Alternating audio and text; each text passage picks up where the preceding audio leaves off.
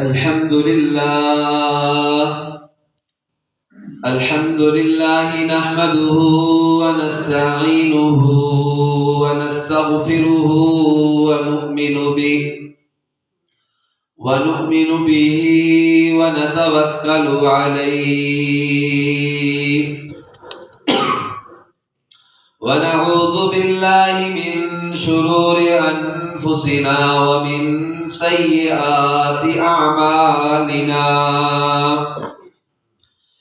من يهده الله فلا مضل له ومن يضلله فلا هادي له ونشهد أن سيدنا وسندنا ومولانا محمدا عبده ورسوله أما بعد فأعوذ بالله من الشيطان الرجيم بسم الله الرحمن الرحيم وقل رب ارحمهما كما ربياني صغيرا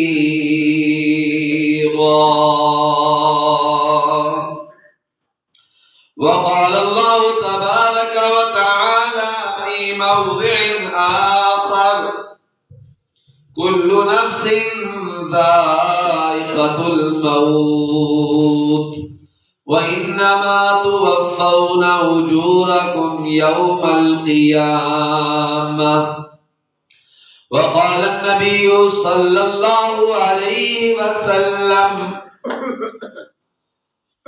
أن تلد الأمة ربتها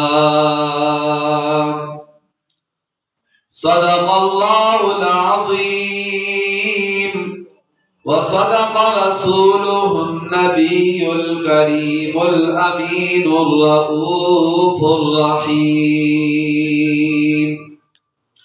ونحن على ذلك لمن الشاهدين والشاكرين والحمد لله رب العالمين إن الله وملائكته يصلون على النبي يا أيها الذين آمنوا صلوا عليه وسلموا تسليما اللهم صل على محمد وعلى آل محمد كما صليت على إبراهيم وعلى آل إبراهيم إنك حميد مجيد اللهم بارك على محمد وعلى آل محمد كما باركت على إبراهيم وعلى آل إبراهيم إنك حميد مجيد میرے نہایتی محترم مکرم معزز سامعین و ناظرین کرام اور ہمارے نہایتی محترم اس مسجد کے امام حافظ حسنین صاحب، آج ہم سب یہاں اس اللہ تعالیٰ کے گھر میں اس لیے جمع ہیں کہ ہمارے نہایتی محترم بھائی مستری ٹھیکیدار شبیر صاحب، مستری بدر منیر صاحب، مستری محمد اشرف مرحوم، مستری محمد ارشد صاحب اور مستری محمد اقبال مرحوم کی والدہ محترمہ اس دار فانی سے کوچ کر گئی ہیں۔ ہمیں ہمارے پیارے نبی صلی اللہ علیہ وآلہ وسلم نے یہ سبق دیا ہے کہ جب بھی تمہارے کسی مسلمان بھائی کے گھر فوتگی ہو، تمہیں یہ چاہیے سب سے پہلے اس کی نماز جنازہ میں شریک ہو، اور اس کے بعد 3 دن تک اس کے گھر 3 دن کے اندر اس کے گھر جاؤ، جا کر ان کے پاس بیٹھو ان کو تسلی دو، ان کی دھارس بنداؤ، اور انہیں یہ کہو کہ اللہ کی امانت تھی، آپ کی والدہ اللہ نے لینی ہے، اللہ تعالیٰ آپ کو صبر جمیل عطا فرمائے، اور آپ نے جو ان کی زندگی میں ان کی خدمت کی ہے اللہ تعالیٰ اس کو قبول فرمائے، اور اللہ تعالیٰ آپ کی والدہ ماجدہ کو جنت الفردوس میں اعلیٰ مقام عطا فرمائے، اللہ تعالیٰ ان کی قبر کو جنت کا باغ بنائے۔ یہ ہمارا دین، ہمارا اسلام، ہمارے پیارے نبی صلی اللہ علیہ وسلم نے ہمیں سبق دیا ہے، ہمیں درس دیا ہے۔ میرے محترم بھائیوں، یہ دنیا فانی ہے، جو بھی آیا ہے وہ جانے کے لیے آیا ہے، ہمیشہ رہنے کے لیے کوئی نہیں آیا۔ کل من علیہا فان ویبقى وجہ ربک ذو الجلال والاکرام، کل نفس ذائقۃ الموت وانما توفون اجورکم یوم القیامہ، اینما تکونوا یدرککم الموت ولو کنتم فی بروج مشیدہ۔ اللہ فرماتے ہیں ہر چیز پر فنا ہونے تاری ہونے والی ہے، باقی رہنے والی ذات صرف اللہ کی ہے۔ ہر چیز نے موت کا ذائقہ چکھنا ہے، کوئی بھی اس سے بچ کر جا نہیں سکتا۔ اینما تکونوا یدرککم الموت، تم جہاں کہیں بھی ہو موت کے فرشتے نے جب آنا ہے اس نے تمہیں پکڑ لینا ہے، اگرچہ تم مضبوط قلعوں میں بند ہو جاؤ موت وہاں بھی آ کر رہے گی۔ ان اللہ عنده علم الساعة وينزل الغیث ويعلم ما في الارحام وما تدری نفس ماذا تکسب غدا وما تدری نفس بأي ارض تموت۔ کسی کو نہیں پتا قیامت کب قائم ہوگی، کسی کو نہیں پتا بارش کب اور کتنی برسے گی، کسی کو نہیں پتا کہ وہ کل کیا کمائے گا۔ وما تدری نفس بأي ارض تموت، کسی بندے کو نہیں پتا کہ اس کی موت کس سرزمین پر آئے گی، کس جگہ پر آئے گی۔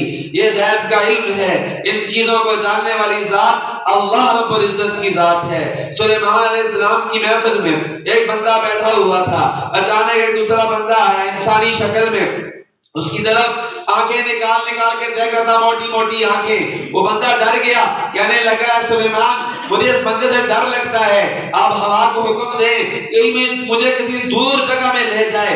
سلیمان علیہ السلام نے ہوا کو حکم دیا، اس بندے کو اٹھا کے دور جزیرے میں لے گئی۔ جو ہی وہاں پر پہنچا فوراً فرشتہ موت کا اسرائیل علیہ السلام اس کے پاس پہنچ آئے اور کہنے لگے کہ سلیمان علیہ السلام کی محفل میں جو تیری طرف گھور گھور کر دیکھ رہا تھا وہ میں ہی تھا، میں اس لیے تیری طرف گھور گھور کے دیکھ رہا تھا، ابھی کچھ سیکنڈ بعد کچھ منٹ بعد تمہاری موت اس جزیرے میں لکھی ہوئی تھی، میں یہ سوچ رہا تھا کہ تو وہاں کیا کر رہا ہے۔ اب اپنی جگہ موت کی جگہ پر پہنچ آیا ہے۔ اب اس فرشتے نے اللہ کے حکم سے اس بندے کی روح نکال لی۔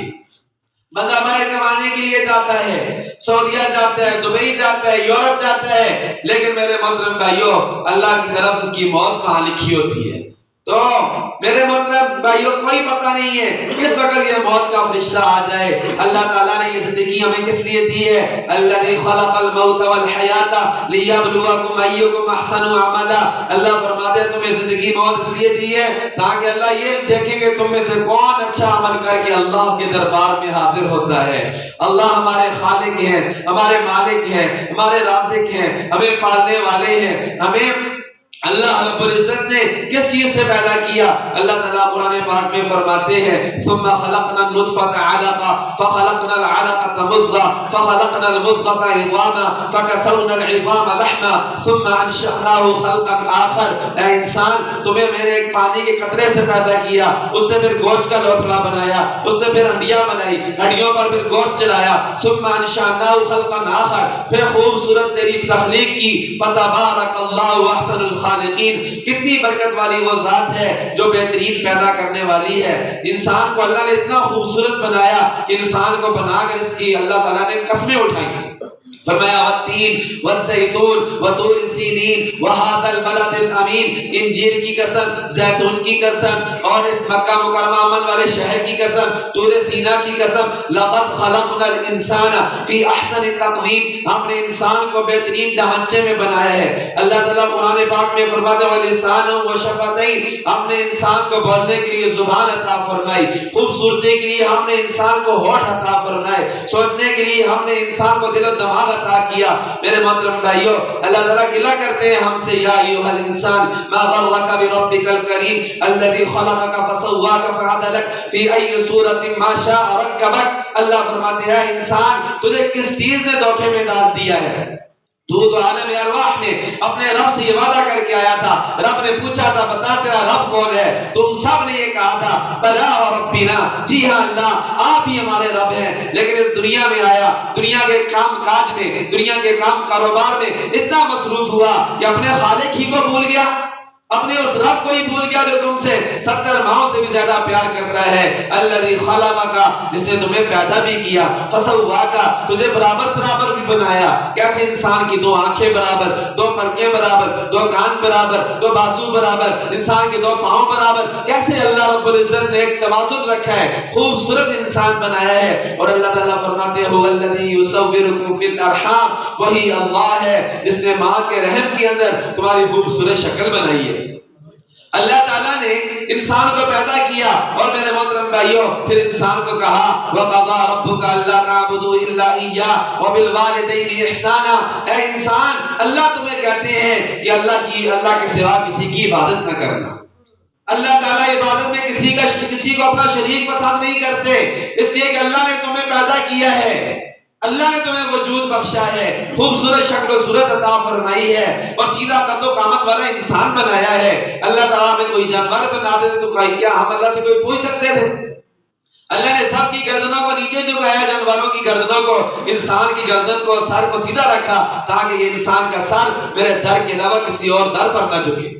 میرے محترم بھائیو، اللہ تعالیٰ اپنے حق کے بعد پتہ ہے کیا فرماتے ہیں؟ فرماتے ہیں وَبِالْوَالِدَيْنِ إِحْسَانًا، اے انسان میرا بھی شکر گزار رہنا، اپنے والدین کا بھی شکر گزار رہنا۔ وَوَصَّيْنَا الْإِنسَانَ بِوَالِدَيْهِ إِحْسَانًا، ہم نے انسان کو کہا کہ والدین کے ساتھ حسن سلوک کرنا۔ وَوَصَّيْنَا الْإِنسَانَ بِوَالِدَيْهِ حُسْنًا، ہم نے انسان کو کہا کہ والدین کے ساتھ اچھا سلوک کرنا۔ وَبَرًّا بِوَالِدَتِي، عیسیٰ علیہ السلام نے کہا کہ اللہ نے مجھے حکم دیا کہ میں اپنی والدہ کے ساتھ حسن سلوک کروں۔ اللہ نے اتنا مقام رکھا ہے۔ پیارے نبی علیہ السلام نے ایک بندے نے پوچھا اے اللہ کے نبی میرا سب سے زیادہ حسن سلوک کا حقدار کون ہے؟ اللہ کے نبی نے فرمایا تمہاری والدہ۔ اس نے پھر پوچھا، فرمایا تمہاری والدہ۔ تیسری دفعہ پھر پوچھا، فرمایا تمہاری والدہ۔ چوتھی دفعہ پوچھا تو فرمایا اس کے بعد تیرے والد صاحب تیرے حسن سلوک کے سب سے زیادہ مستحق ہیں۔ کیوں؟ اس لیے کہ میرے محترم بھائیوں جتنی انسان کی والد بھی مشقتیں اٹھاتا ہے، محنتیں کرتا ہے، دن رات ایک کرتا ہے، خون پسینے کی کمائی کماتا ہے، لا کر اپنے بچوں کو کھلاتا ہے میرے محترم بھائیوں، لیکن والدہ اس سے بھی زیادہ مشقتیں اٹھاتی ہے۔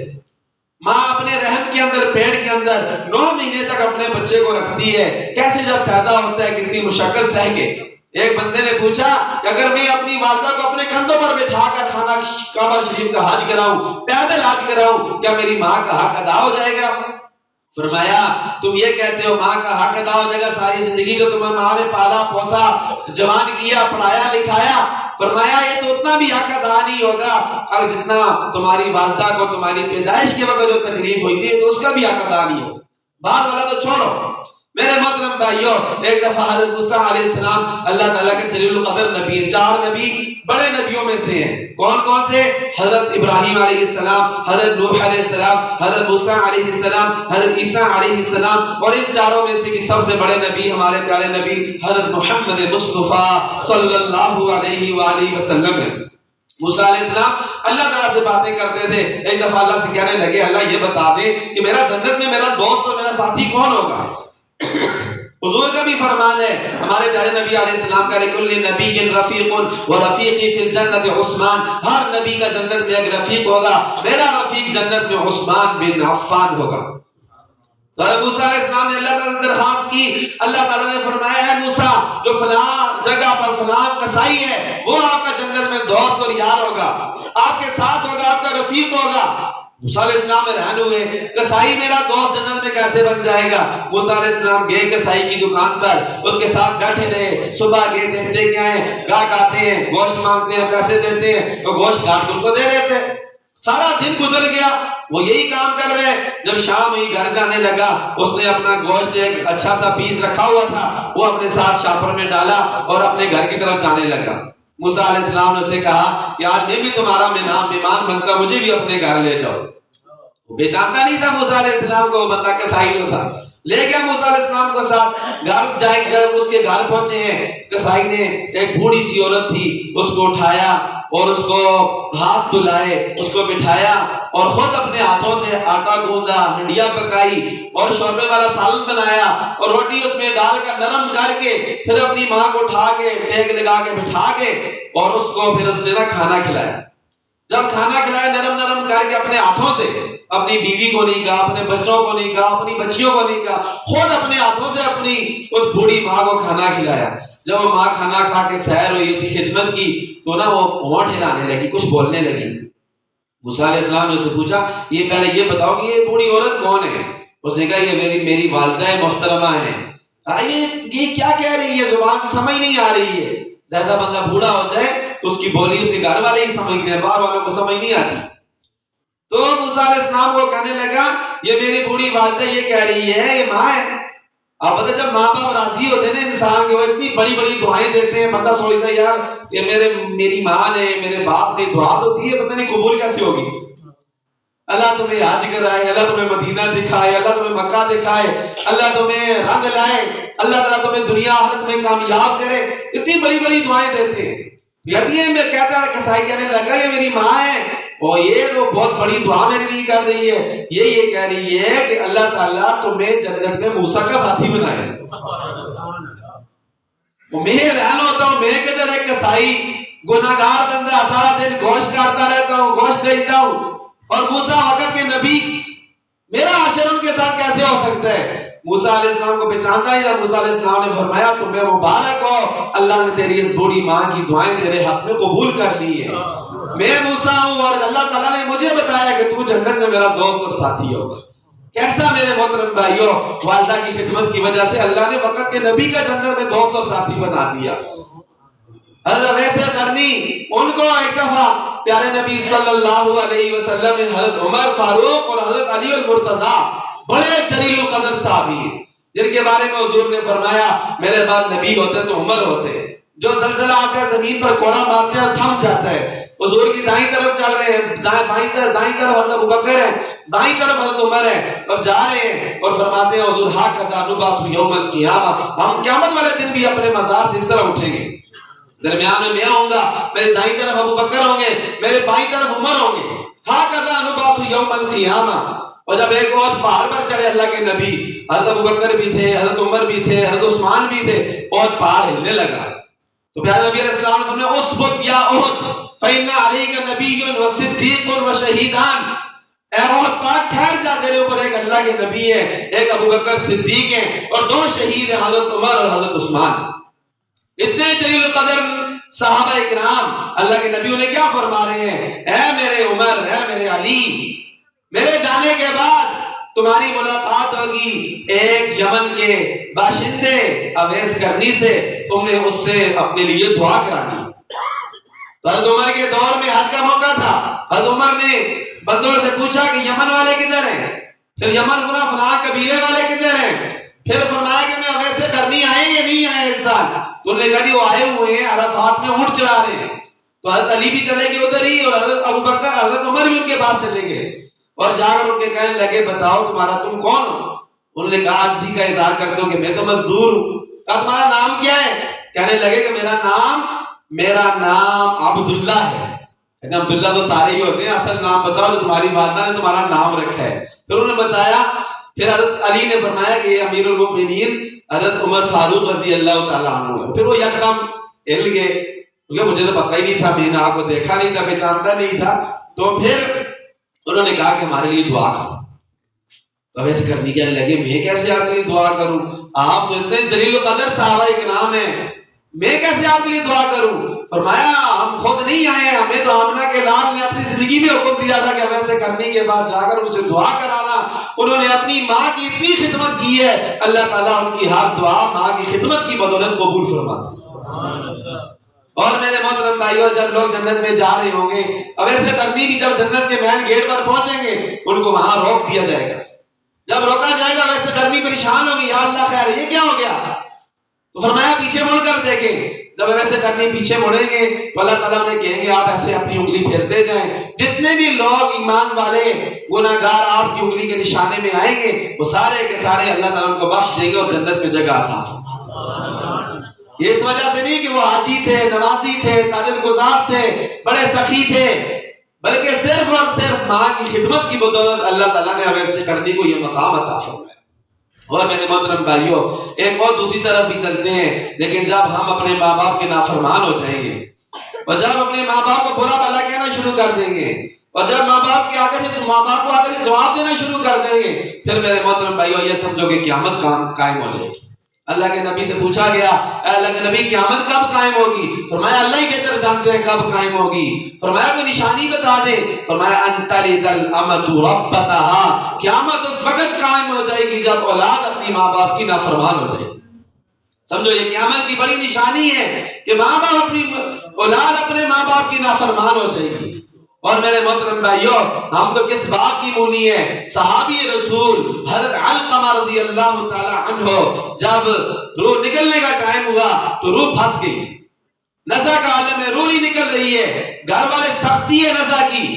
اسی لیے تو فرمایا حضور کی دعا ہے اللہم انی اعوذ بک من سکرات الموت، اے اللہ میں موت کی سختیوں سے آپ کی پناہ میں آتا ہوں. میرے محترم بھائیوں، موت کی سختی ہے، روح اوپر آتی ہے پھر نیچے جاتی ہے، نکل نہیں رہی.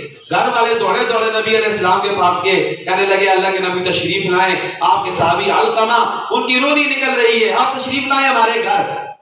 اللہ کے پاک نبی تشریف لائے، آ کر پوچھا یہ بتاؤ کہ اس کے والدین زندہ ہیں یا فوت ہو گئے؟ تو پیارے نبی علیہ السلام کو بتایا گیا کہ صرف والدہ زندہ ہے، والد فوت ہو گئے ہیں. فرمایا والدہ کو بلاؤ، جلدی کرو. جب بلایا گیا تو والدہ سے پوچھا بتاؤ اپنے بیٹے سے راضی ہو یا ناراض ہو؟ انہوں نے کہا یہ آپ کا صحابی ہے، عبادت گزار ہے، تہجد گزار ہے، بڑا ہی نیک ہے، روزے دار ہے، لیکن یہ ہے کہ میرا دل خفا ہے. کیوں؟ اس لیے کہ جب سے اس کی شادی کرائی ہے یہ مجھے ساتھ صحیح بولتا نہیں ہے، اچھے اخلاق سے نہیں بولتا ہے، سختی اختیار کرتا ہے.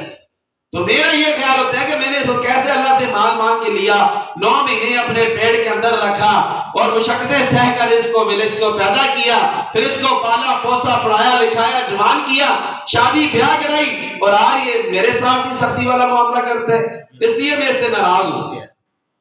تو اللہ کے نبی نے فرمایا اس کو معاف کر دیں. کہنے لگی میں معاف نہیں کرتی. جب اولاد اپنے ماں باپ کو بہت زیادہ ستاتی ہے نا، بہت تنگ کرتی ہے، بہت پریشان کرتی ہے، تو ماں باپ کا دل بھی سخت ہو جاتا ہے. حالانکہ ماں تو بڑی رحم دل ہوتی ہے، اس کا دل بہت نرم ہوتا ہے، لیکن جب اولاد باپ ستائے، باپ نہ آئے، نافرمانیاں کرے، برا بھلا کہے، پھر ماں باپ بھی کہتے ٹھیک ہے اپنی مرضی کا، تو کہنے لگی میں معاف نہیں کرتی ہوں. تو پھر اللہ کے نبی نے فرمایا تمہارے سامنے اگر تمہارے بیٹے کو آگ میں جلا دیا جائے تو کیا تم اس کو برداشت کر لو گی؟ ماں تھی، اس کا دل نرم ہو گیا، فوراً کہنے لگی اللہ کے نبی ٹھیک ہے میں جتنی بھی ناراض ہوں لیکن میں یہ نہیں برداشت کر سکتی کہ میرے سامنے میرے بیٹے کو آگ میں جلایا جائے. فرمایا پھر اس کو اللہ کی رضا کے لیے معاف کر دو تاکہ اس کی آخرت آسان ہو جائے، اس کی قبر آسان ہو جائے، اس کا حشر آسان ہو جائے. پھر انہوں نے معاف کیا تو تب جو ہے ان کی روح نکلی. تو میرے محترم بھائیوں دیکھیں، ماں باپ کو راضی کرنا، خوش کرنا یہ ایسی نیکی ہے دنیا ہی میں اللہ تعالیٰ اس کا بدلہ عطا فرمائے گا، مرنے سے پہلے نقص ہوتا ہے. یہ آخرت میں تو جو اجر دیں گے وہ دیں گے ہی دیں گے، دنیا میں ہی اللہ تعالیٰ اپنی اس اولاد کو رنگ لائیں گے جو اپنے ماں باپ کی تابعدار ہوگی، خدمت گزار ہوگی، اپنے ماں باپ کی بات ماننے والی ہوگی. اور اگر ماں باپ کو ستایا دنیا کی زندگی میں اللہ تعالیٰ ادھار نہیں کریں گے، مرنے سے پہلے سزا دیں گے، پھر موت دیں گے. اس سے پہلے موت نہیں آئے گی اس وقت تک جب تک ماں باپ کے نافرمان کو اس کی سزا نہ دی جائے. ایک بندے نے نا اپنی بوڑھے باپ کو اپنے گھر سے نکالا، اندر کمرے میں بیڈ روم سے نکالا، برآمدے میں لایا، صحن میں لایا. جب دروازے پر لایا نا تو باپ نے کہا یہاں سے باہر نہ پھینکنا بیٹے ورنہ جو ہے نا وہ ظلم ہو جائے گا، تو زیادتی کرنے والا ہو جائے گا. اس نے کہا رک کیا کہ یہ کیا؟ کمرے سے نکالا تو کچھ نہیں بولا، برآمدے میں لایا تو کچھ نہیں بولا، صحن میں لایا تو کچھ نہیں بولا. اب باپ کو دروازے سے باہر نکالو تو باپ کہہ رہا زیادتی اور ظلم ہو جائے گا. تو باپ کہنے لگا بیٹا میں نے بھی اپنے باپ کو نا دروازے تک ہی گھسیٹا تھا، اللہ نے مجھے اس کی سزا دی ہے کہ آج میری اولاد نے میرے ساتھ یہ سلوک کیا. یہ کہ یہ نقد. اور اللہ کے پاک نبی صلی اللہ علیہ وسلم منبر شریف پر چڑھنے لگے نا جب پہلے سیڑھی پہ چڑھے تو آمین کہا، دوسری بار آمین کہا، تیسری بار آمین کہا. لوگوں نے صحابہ کرام نے پوچھا اللہ کے نبی پہلی دفعہ دیکھے آمین آمین آمین کہتے، پہلے کبھی نہیں کہا آپ نے. تو میں جوئی پہ چڑھنے لگا، ممبر شریف پہلی سیڑھی پہ قدم رکھا تو حضرت جبرائیل علیہ السلام آ گئے. فرمایا ہلاک ہو جائے، تباہ ہو جائے، برباد ہو جائے وہ بندہ جس کے سامنے آپ کا نام لیا جائے وہ درود نہ پڑھے. پھر دوسری سیڑھی پہ قدم رکھا تو فرمایا تباہ ہو جائے، برباد ہو جائے وہ بندہ جو رمضان کا مہینہ بھی اپنی زندگی میں پالے لیکن پھر بھی اپنے گناہ اللہ سے بخشوائے نہ. تیسری سیڑھی پہ قدم رکھا تو فرشتے جبرائیل علیہ السلام نے کہا تباہ ہو جائے، برباد ہو جائے وہ بندہ جو اپنی زندگی میں اپنے ماں باپ میں سے دونوں کو یا ایک کو بڑھاپے میں پائے پھر بھی ان کی خدمت کر کے ان کو راضی کر کے جنت کا حقدار نہ بن سکے، وہ بندہ بھی تباہ اور برباد اور ہلاک ہو جائے. آپ اندازہ لگائیں بد دعا دینے والے سارے فرشتوں کے سردار جبرائیل امین علیہ السلام اور اس بد دعا پر آمین کہنے والے سارے نبیوں کے امام امام الانبیاء حضرت محمد مصطفیٰ صلی اللہ علیہ وسلم، اس بد دعا کی قبولیت میں ذرا برابر کوئی شک ہو سکتا ہے؟ نہیں ہو سکتا. میرے محترم بھائیوں، مرنے کے بعد ہمیں اپنے ماں باپ کی خدمت یاد آتی ہے. مرنے کے بعد ہم ان کے لیے بڑی بڑی خیراتیں کرتے ہیں، بڑے بڑے ختم کرتے ہیں، بڑی بڑی دیگیں پکاتے ہیں، بڑا فروٹ بانٹتے ہیں، لیکن ان کی زندگی میں خدمت سے محروم رہتے ہیں. تو میرے محترم بھائیوں، ہمیں یہ چاہیے جن کے والدین زندہ ہیں غنیمت سمجھیں، ان کی زندگی میں ان کی خدمت کریں، ان کی زندگی میں ان کو راضی کریں، خوش کریں. اور میرے محترم بھائی اتنا خوش کریں کہ والدین زندگی میں آخری دم تک ہم سے ناراض نہ ہو، کسی وجہ سے ناراض ہو بھی جائیں پھر منا لیں، ان کو راضی کر لیں. اور میرے محترم بھائیوں، جب اس دنیا سے چلے جائیں ہم پھر بھی ان کی خدمت کر سکتے ہیں. ہمارا دین ایسا ہے کہ ماں باپ کے مرنے کے بعد ان کی خدمت کی جا سکتی ہے، ان کو راضی کیا جا سکتا ہے، ان کو خوش کیا جا سکتا ہے. وہ کیسے؟ ایک تو نبی علیہ السلام نے فرمایا اگر تمہارے والد والدہ کسی وجہ سے خفا ہو گئے تھے، دنیا سے چلے گئے ہیں، تم ایسا کرو کہ ان کے جانے کے بعد جو والد صاحب کے دوست تھے ان کے ساتھ اچھا سلوک کرو. جن کے ساتھ تمہارے باپ کا بیٹھنا اٹھنا تھا، کھانا پینا تھا، ان کے ساتھ اچھا سلوک کرو. جن عورتوں کے ساتھ تمہاری والدہ کی دوستی تھی، ان کے گھر آنا جانا تھا، ان کے ساتھ بیٹھنا اٹھنا تھا، ان کے لیے ہدیہ تحفہ بھیج دو، اللہ تمہارے ماں باپ کو آخرت میں راضی کر دے گی. اور دوسرا فرمایا کہ اپنے ماں باپ کے لیے سارے ثواب کرتے رہو. حضور نے فرمایا اذا مات ابن آدم انقطع عنه عمله الا من ثلاث صدقة جاریہ علم ينتفع به او ولد صالح يدعو له. حضور نے فرمایا جب انسان مر جاتا ہے نیک اعمال کا سارا سلسلہ ختم ہو جاتا ہے. ہم زندہ ہیں، نماز پڑھ سکتے ہیں، روزہ رکھ سکتے ہیں، زکوٰۃ دے سکتے ہیں، صدقہ دے سکتے ہیں، خیرات کر سکتے ہیں، نیک عمل کر سکتے ہیں. جب مر جائیں گے موت کا فرشتہ آ جائے گا، ہم کوئی بھی نیک عمل نہیں کر سکیں گے. لیکن حضور نے فرمایا جو اپنی زندگی میں 3 کام کر کے گیا مرنے کے بعد اس کا ثواب چلتا رہے گا. صدقۃ جاریہ علم ينتفع به او ولد صالح يدعو له. نیک اولاد جو بھی نیک عمل کرتی رہے گی اس کے ماں باپ کو اس کا ثواب ملتا رہے گا. ہمارے ٹھیکیدار شبیر صاحب، ان کے باقی بھائی، ان کی والدہ مرحومہ دنیا سے چلی گئی ہیں. زندگی میں جو خدمت کی اللہ قبول فرمائے اور ان کے فوت ہونے کے بعد جتنے بھی نیک عمل کرتے ہیں. میرے مدرسہ میرا جموں اکل میں لہنوں کے پاس مدرسہ ہے، جامعہ محمدیہ نام ہے. 150 سے زیادہ بچے بچیاں پڑھتے ہیں، 5 تک سکول بھی ہے، 7 استاد ہیں، استانیاں ہیں، سارا نظام ہے. ہمارے ماشاءاللہ شبیر صاحب کافی عرصے سے ہمارے مدرسے کی خدمت کر رہے ہیں. اللہ تعالیٰ قبول فرمائے. یہ نیک اولاد جو بھی نیک عمل کرے گی، صدقہ کرے گی، یہ ان کی والدین کو ڈائریکٹ پہنچے گا. دعا کریں یا نہ کریں، اللہ تعالیٰ سے دعا ہے اللہ ہمیں عمل کی توفیق عطا فرمائے. وقت پورا ہو گیا دعا کا. وآخر دعوانا الحمدللہ رب العالمین.